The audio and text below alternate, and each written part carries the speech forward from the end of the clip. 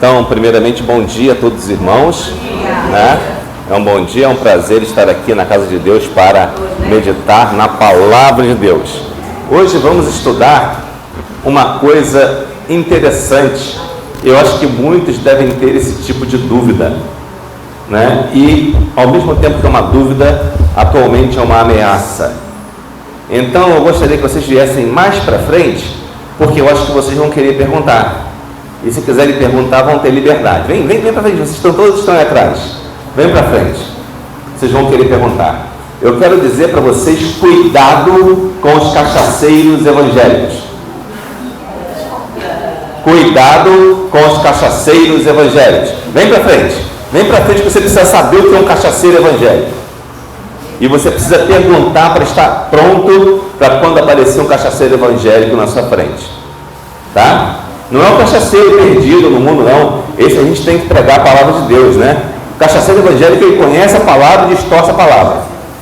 É o cachaceiro evangélico. Então eu quero falar com vocês sobre o cachaceiro evangélico, né? E vamos ler Atos 2, que fala sobre a descida do Espírito Santo, a partir do versículo 1 até o versículo 12. Diz o seguinte: e cumprindo-se o dia de Pentecostes, estavam todos reunidos no mesmo lugar. E de repente veio do céu um som como um vento veemente, impetuoso, e encheu toda a casa em que estavam assentados.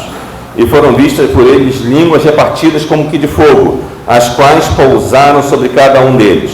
E todos foram cheios do Espírito Santo e começaram a falar em outras línguas, conforme o Espírito Santo lhes concedia que falassem. E em Jerusalém estavam habitando judeus, varões religiosos, de todas as nações que estão debaixo do céu. Observe, aqui o Espírito Santo concedia que eles falassem várias línguas, e estavam varões religiosos, ou seja, varões judeus, de todas as nações debaixo do céu, porque os judeus foram espalhados, né, depois dos reinados lá dos judeus, eles foram espalhados pelo mundo, pela Babilônia e por aí vai. Não vamos entrar muito nesse detalhe, mas vocês sabem que os judeus foram espalhados.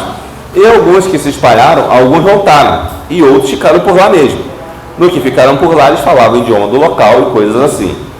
Ora, e em Jerusalém estavam habitando judeus, varões religiosos, de todas as nações que estão debaixo do céu.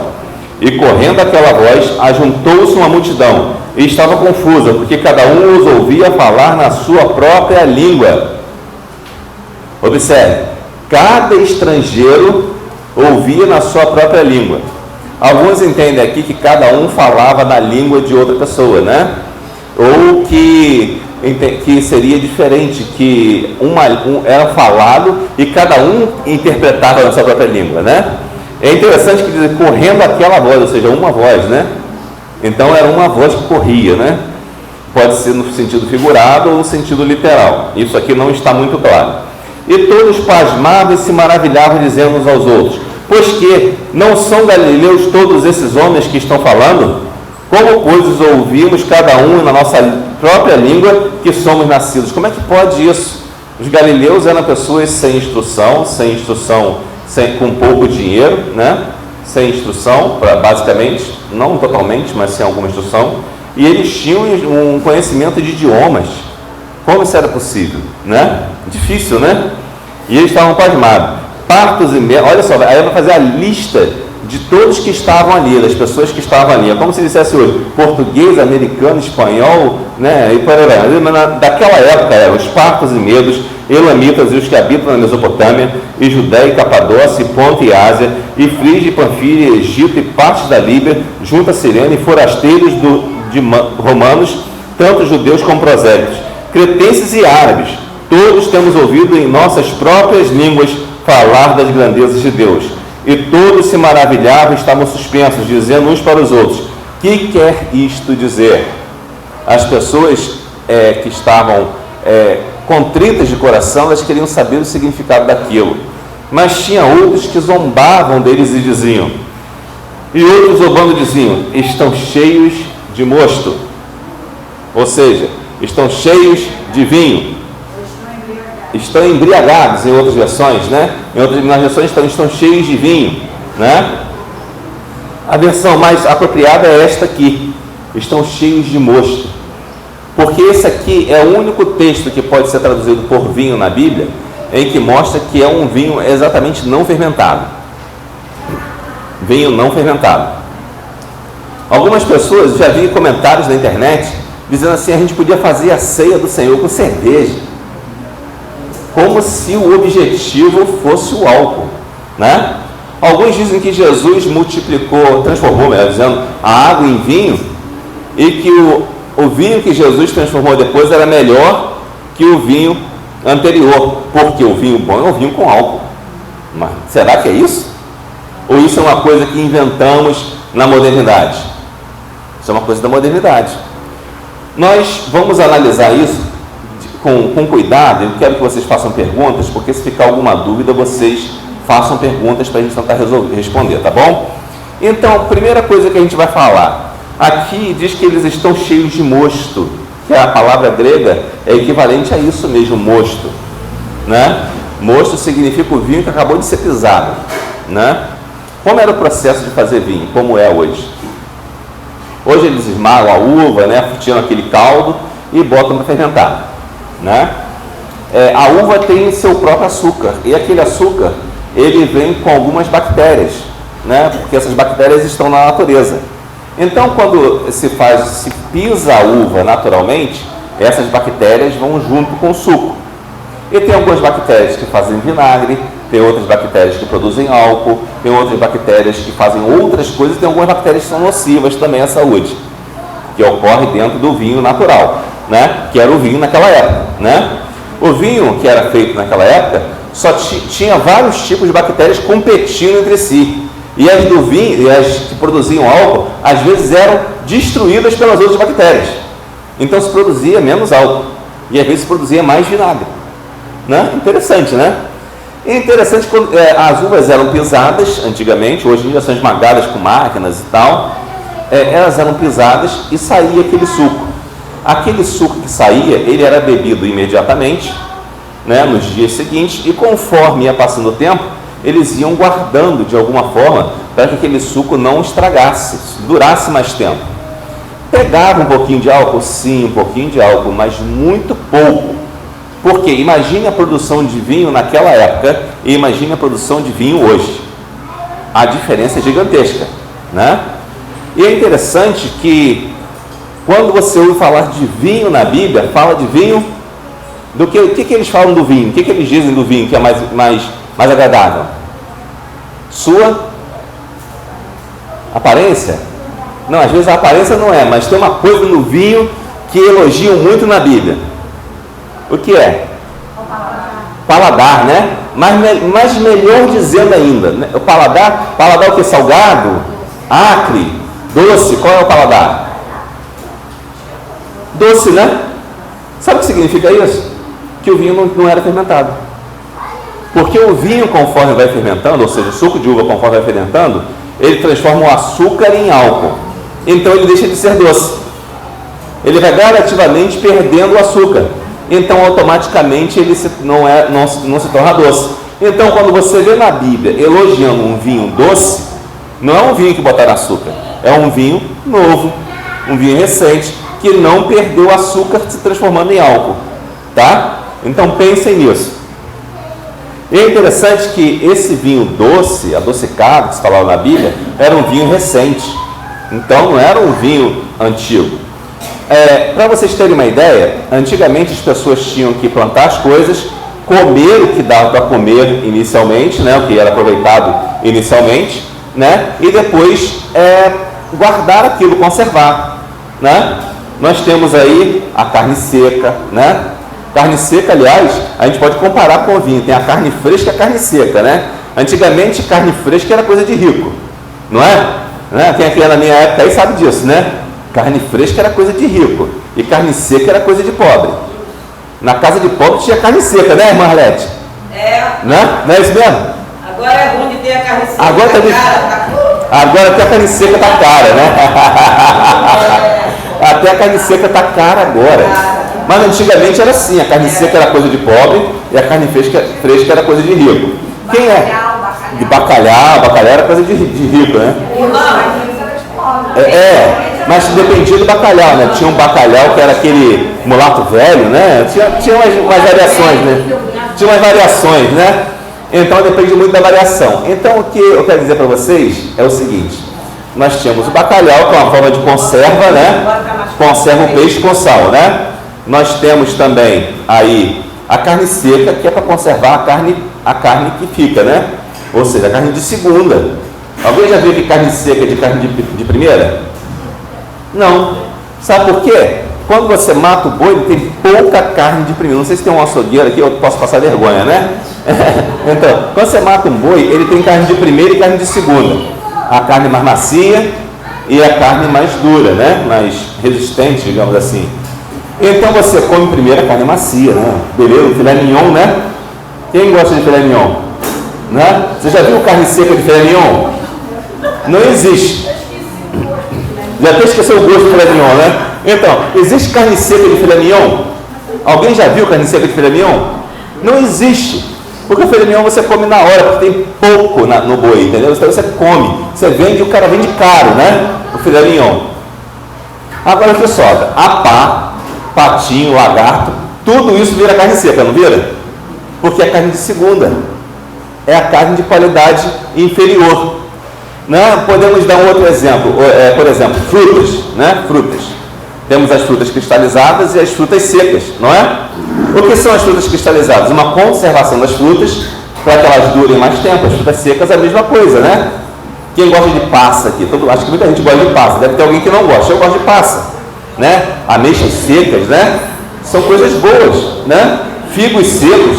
Agora eu vou pegar pesado, tâmaras secas, né? Isso aí a gente não vê quase, né? É mais difícil, né?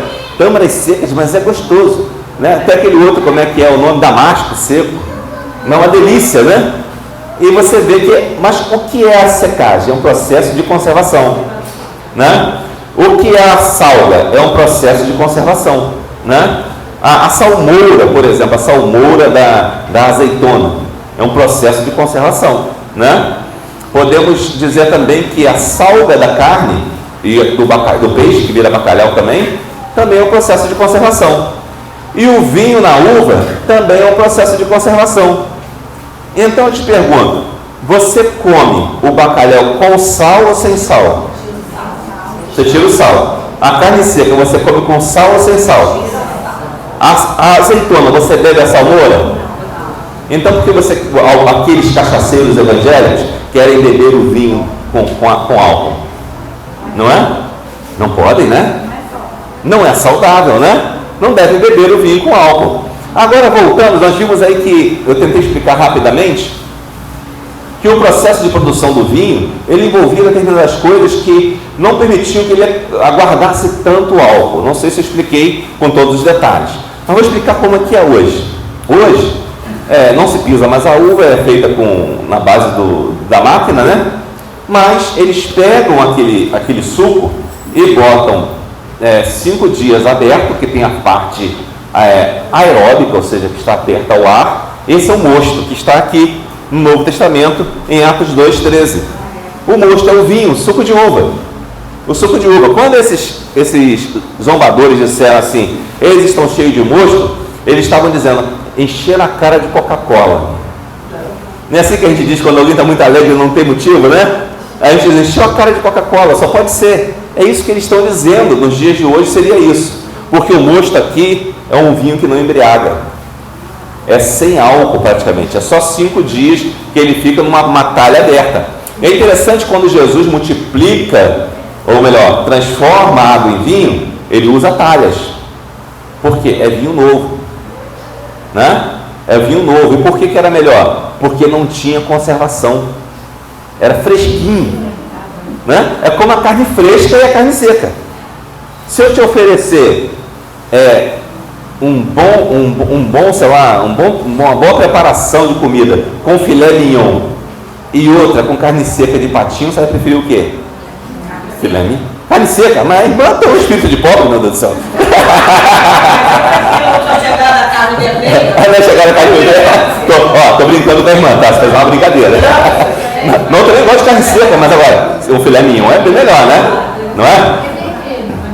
Filé mignon, né? Né, irmã? Mas a irmã nunca comeu filé mignon? Demais, eu dava até que eu Já fui casada com açougueiro. Ah, tá vendo? Eu estou passando o chame aqui, ó. Ela sabe, enjoou de carne fresca, né, irmã? Casada com açougueiro, enjoou de carne fresca. Tá vendo? Tá vendo? Mas não é verdade o que eu falei até agora? A irmã casada com açougueiro, não é verdade isso? Verdade. É verdade, né? Então, olha só, se você pode beber o suco de uva, que é fresco, para que você vai beber vinho, que é conservado? Né? Então, beber o fresco, melhor do que beber o conservado. E é interessante ainda, que hoje, eu estava dizendo, eles fazem o suco, é esse mosto que está dizendo aqui, que é o suco de uva que fica por 5 dias. Logo depois, passa para a fase anaeróbica de fermentação, a gente começa a fermentar o vinho. Quer dizer, eles fecham o vinho, né? Fecham o vinho e ele fica ali 30 dias fermentando. Aí bota um canudinho para fora assim da garrafa, aí esse canudinho fica dando um copo d'água, aí fica saindo gás carbônico ali, enquanto ele está fermentando, aquelas bactérias estão agindo. Só que é interessante, lembra que eu te falei que quando você tira a uva do meio natural, elas têm vários tipos de bactérias e que elas brigam entre si, e por isso não se produz tanto álcool? O que eles fazem? Eles colocam um produto químico que mata todas as bactérias, menos a que produz vinho. Do açúcar, álcool. Menos a que produz álcool. Ou seja, o vinho de hoje só tem uma bactéria, que é a que produz álcool. Automaticamente não tem nada a ver com o vinho do tempo de Jesus. E depois que ele... Tem mais. Antigamente, lembra que eu falei que o que transforma em álcool é o açúcar? Lembra? Que vira álcool é o açúcar. No tempo de Jesus eles não botavam açúcar, porque não tinha, né? Tinha mel, mas eles não botavam mel. Raramente botavam para temperar, talvez, na hora que iam servir, né? Mas essas pessoas, né, que produziam vinho, produziam com açúcar da própria uva antigamente. Hoje em dia eles colocam lá 2, 3 quilos de açúcar. Para quê? Para gerar mais álcool. Aí depois que fica 30 dias, em alguns casos, eu li alguns textos, em alguns casos vai ficar mais 40 dias fermentando. Ou seja, o vinho que era para ser conservado, que deveria ser consumido inicialmente a primeira produção, né, no tempo de Jesus, né, aquela primeira produção deveria ser consumida já no verão, que era quando ocorria a colheita da uva e a pisada do vinho no lagar, né? Então esse vinho já estaria, eles deveriam guardar e só consumir depois. Então não poderiam nunca consumir o vinho no verão, porque se fosse levar todos esses dias, né? Mais de 60 dias, 70 dias sendo conservado ou mais para virar vinho alcoólico. Mas quando você pega a Bíblia em vários lugares, você vê narrativas de consumo do vinho no verão. No verão. Inclusive, eu não vou pegar aqui o texto, só para a gente adiantar, né? Porque nós temos outras atividades. Mas, se você pega Eclesiastes, Cantares, é melhor Cantares, você vê lá, estou com minha amada, meu amado é meu, e não sei o que, o doce como um vinho, né? Você é doce como vinho, né? E eles estão em que período do ano, se você olhar ali Cantares? Quem chuta? Verão, né? Porque eles falam das campinas, né? Falam de várias coisas. Então, no verão, na época da colheita. É interessante? Então, o vinho que ele está falando ali em Cantares também não é o vinho com álcool. É o vinho sem álcool. É o vinho novo. Ele poderia ter um pouquinho de álcool, mas nunca igual o vinho de hoje. Nunca. Nunca. Então, já provei para vocês, imagino eu, que nunca poderia ser um vinho fermentado, tão fermentado como o de hoje, o vinho que era consumido ali nos tempos bíblicos. Sendo que hoje ocorre um grupo de sujeitos que estão se formando, né, e pegando cursos de mestre e doutor, né, desculpa a irmã que está fazendo mestrado, mas pastor não tem que fazer mestrado nem doutorado. Pastor tem que se especializar na Bíblia Sagrada. Que quem faz mestrado e doutorado vai para a apostasia. Pastor, a irmã sabe, né? A irmã sabe que é difícil, né? Tem que lutar muito. E a maioria dos pastores que estão fazendo mestrado e doutorado estão apostatando, estão abandonando a fé, estão muitas vezes trazendo para a igreja coisas que são do mundo. Então tomemos cuidado com isso. Desses pastores, tem alguns no Seminário do Sul, seminaristas e pastores, Tem alguns também no seminário Mackenzie, inclusive o Mackenzie fez uma chopada. Uma chopada que alugaram lá uma caçamba de entulho e encheram de gelo e cerveja. E não se estranhem porque o pessoal de teologia também estava lá. Entendeu? Então esses são os cachaceiros evangélicos que querem enganar vocês com essas ideias de que o vinho é a mesma coisa do vinho antigo. Não é. Não é. Você tem um pastor aqui, ó, que não tem mestrado nem doutorado, valorize ele. Mas agora fala assim, pastor, vai estudar a Bíblia. Estuda, né, pastor? Estuda, pastor estuda a Bíblia. Mas não se engane com mestrado e doutorado, não. Não se engane com isso, porque isso é uma coisa para profissionais. E pastor não é um profissional. Pastor é um servo de Deus. Né? No caso aqui, a nossa irmã está fazendo mestrado, mas ela é uma profissional. E precisa porque é profissional. Pastor é um servo de Deus, então ele não precisa de mestrado e doutorado. Certo? Então vamos trazer isso. Já percebemos que existem alguns cachaceiros evangélicos. E se nós formos pegar ainda aquele texto em que Jesus transforma água em vinho, qual era o melhor vinho que Jesus transformou? Com álcool ou sem álcool? Sem álcool, né? Logicamente, depois de toda essa explicação, é sem álcool, né? Agora imagine, se Jesus tivesse transformado o vinho, aquele vinho com álcool, e o vinho é o símbolo do sangue dele, né? E aquele símbolo fosse contaminado já com um aditivo que era o álcool. Faz sentido algo que represente a santidade de Jesus? Faz sentido você trazer, por exemplo, a ceia do Senhor, cerveja fermentada ou vinho fermentado? Não, é suco de uva. Assim como não faz sentido você botar aqui suco e dizer que é suco de uva, né? Tem que ser o suco de uva. Então é interessante que a gente tome cuidado com isso. E se alguém tiver alguma pergunta, pode levantar a mão e fazer, tá bom? Porque eu acho que temos muitos irmãos. A irmã passou a mão na cabeça, assim no cabelo, penteou o cabelo, aí fica assim, nossa, vai perguntar. Se alguém tiver alguma pergunta, pode fazer. Alguém tem? Não deu para esclarecer? Ficou claro que o vinho que é tratado na Bíblia não é o vinho que é vendido na garrafa de hoje? Ficou claro que existem cachaceiros evangélicos que querem destruir a moral e os bons costumes das igrejas, ensinando um costume pernicioso para vocês, que vai destruir a sua vida e da sua família? Ficou claro também que você não é tão forte para resistir ao vinho, que pode cair em qualquer momento em desgraça, amaldiçoando a sua família e manchando a sua história como ser humano e como servo de Deus? Lembre-se de Noé. Noé resistiu a uma sociedade corrupta. A sociedade do tempo de Noé era a pior sociedade possível. Tanto é que Jesus mandou que viesse o dilúvio e que todos fossem exterminados. E quem sobrou? Noé. E Noé andava com Deus, né?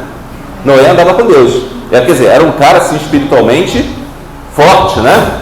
Espiritualmente forte. Mas Noé, depois que acabou o dilúvio, ele saiu, chegou e plantou uma vinha. E o que aconteceu com ele? Se embebedou. E seu filho Cã foi lá e zombou dele porque ele estava nu e bêbado, né? Aí vieram os outros dois filhos, Jafé, né, e Sem, e cuidaram de seu pai como seu pai merecia, né? E logo depois disso, o que Noé fez?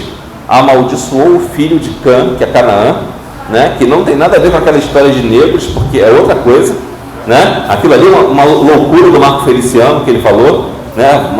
Um disparate que ele falou, não tem nada a ver, porque se referia ao povo de Canaã, onde Israel invadiu e tomou a terra deles, certo? O povo de Canaã, e não a essa questão de negros. Esquece isso, pelo amor de Deus. Isso é um erro teológico do Marco Feliciano horrível.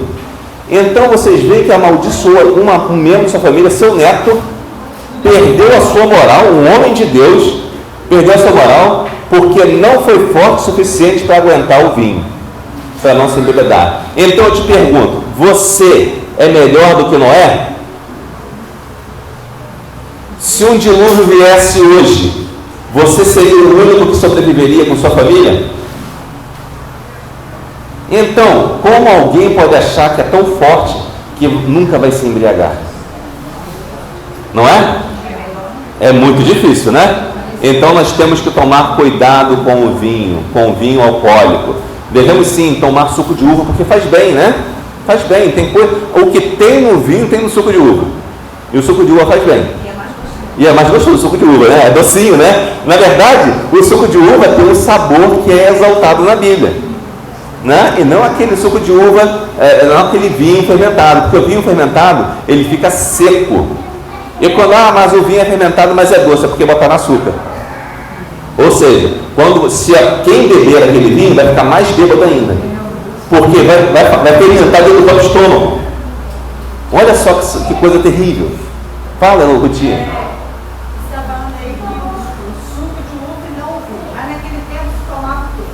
Se tomava o suco de uva, propriamente dito, sendo que durante algum tempo, pelo menos 5 dias, aquele suco de uva era chamado mosto, que era o suco de uva sem fermentação nenhuma, né? Ou pouquíssima fermentação, que você mal podia perceber o vinho. Depois de algum tempo, né, aquele vinho ia fermentando. Mas como eu falei, existiam várias bactérias e não se adicionava açúcar ao vinho. Logo, aquele suco de uva, que, vamos deixar bem claro, suco de uva e vinho é a mesma coisa, tá? É a mesma coisa, tá? Só que pra gente parece diferente. Mas isso é uma coisa que a gente fez agora, porque para separar o que tem álcool do que não tem álcool. Agora, se a gente exagerar no suco de uva, tem possibilidade de se embriagar? De quê? Embriagar? Não sei, irmã, eu sinceramente eu acho que você tem uma possibilidade de fazer mal, né? Embriagar eu acho que não, com suco de uva não, com suco de uva não fermentado. E por que vai se embriagar? Aí que tá, você vai encontrar um suco de uva que está em outro grau, porque havia fermentação naquele tempo, né? E quando havia fermentação, a Bíblia diz para não olhar para o vinho quando se torna brilhante no copo, porque você estava fermentando. Entendeu? Mas mesmo processo, né? E quando nós vemos lá, acho que Timóteo, né? Paulo aconselha Timóteo, toma um cálice de vinho para a sua doença, né? A gente chama alguma doença, vai fazer bem ao seu estômago, né?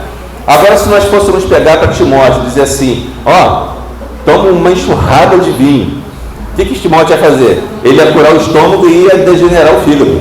Tá certo isso? Não, né? Então, vamos entender só esse detalhe que a irmã Rutinha chamou a atenção, que a gente precisa esclarecer. Existia algum teor alcoólico, sim, mas era muito baixo. Vamos supor, não sei que eu não sou cachaceiro gospel, né? Então não posso dizer isso com experiência. Além de ser baixo, embriagou a ponto daquele... Sim, isso, além de ser baixo, embriagou. Vamos entender. Hoje, para quem já bebeu vinho, deve saber, eu nunca bebi. Bebi uma vez, aliás.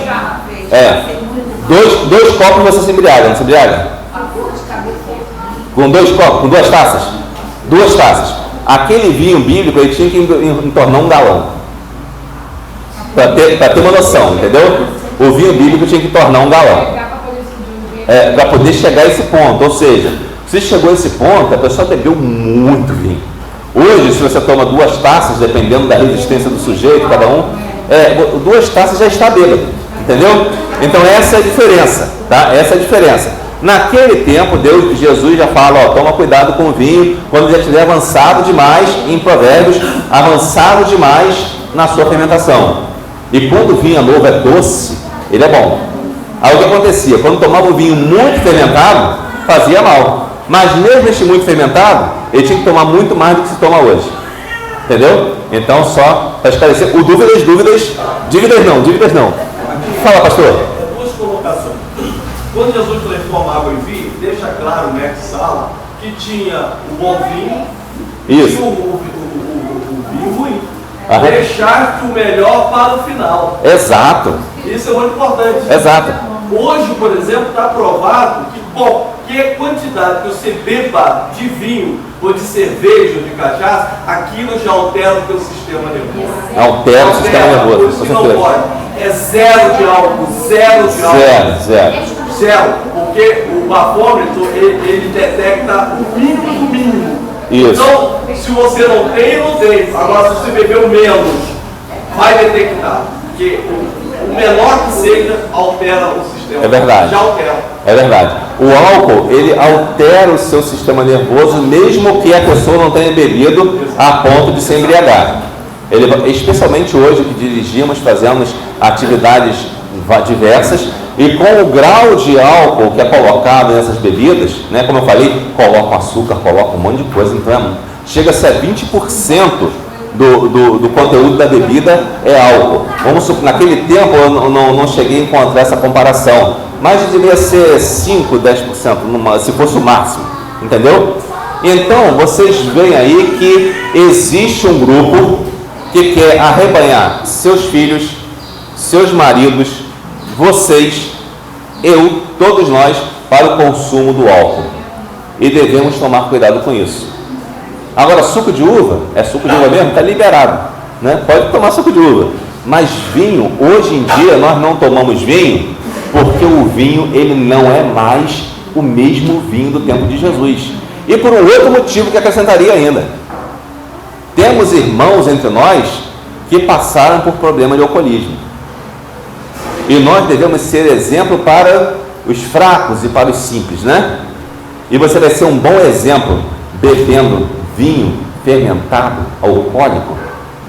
Você vai ser um bom exemplo para essas pessoas? Não será de jeito nenhum. Não se pense forte que você vai aguentar o vinho como qualquer outra pessoa, porque isso não existe, porque teria que ser melhor do que Noé, e Noé não conseguiu, né? Por isso que Noé se embriagou, para nos dar essa lição, né? A gente fala, por que Noé se embriagou, um homem tão justo? É para nos dar essa lição, porque nem ele conseguiu. Se nem ele conseguiu, vocês também não vão conseguir, nem eu vou conseguir. E tem outro exemplo também daquele pai, que as filhas abusavam do pai também. Sim, as filhas de Ló também temos o exemplo das filhas de Ló. As filhas de Ló também abusaram do pai porque deram muito vinho para o pai beber. E é interessante que a gente lembra que as filhas de Ló estavam fugindo com Ló de onde? De Sodoma e Gomorra, as cidades mais pecaminosas naquele tempo, que foram destruídas por Deus devido ao seu pecado, né? Especialmente o pecado da sodomia. Estavam fugindo dali, e com elas eles levaram o quê? Mantimentos, né? Dentro desses mantimentos estava o vinho fermentado. Então você tem que contextualizar as coisas. Você não pode simplesmente, se você pegar aqui, fizer uma busca pela palavra vinho na Bíblia, você vai encontrar centenas de vezes. Você vai pensar assim, não tem problema nenhum em tomar vinho, mas é outro vinho. É outro tipo, certo? Então, quando você vai fazer, isso significa que quando a gente vai estudar a Bíblia, os pregadores aqui, nossos pregadores estudam isso, né? Quando a gente vai estudar um texto bíblico, a gente tem que saber o que significava naquele tempo, para trazer não o que está dito, mas o significado para hoje. E o significado é esse, é suco de uva, né? Tanto é que em Atos 2,13, os apóstolos foram ridicularizados porque estavam bebendo mosto, né? Ou seja, o vinho novo que não embriagava. Como se dissesse hoje para você, estão bêbados de Coca-Cola, né? Não seria mais ou menos isso. Então, irmãos, essa é a mensagem que eu quero deixar para vocês hoje, para que vocês estejam atentos a esses cachaceiros evangélicos que querem destruir os bons costumes da Igreja de Cristo no Brasil. Não, mas na igreja lá no céu, na Suíça, bebe vinho. Mas olha como é que está a Suíça destruída. Porque abandonou os bons costumes. Foi abandonando a fé. Foi abandonando a doutrina. Certo? Mas a Suíça tem muito dinheiro. Dinheiro não é o suficiente. Dinheiro não é o suficiente. A destruição espiritual é muito pior. Tomemos cuidado com isso. Que Deus abençoe rica e abundantemente, e que a palavra está com o nosso pastor Ângelo.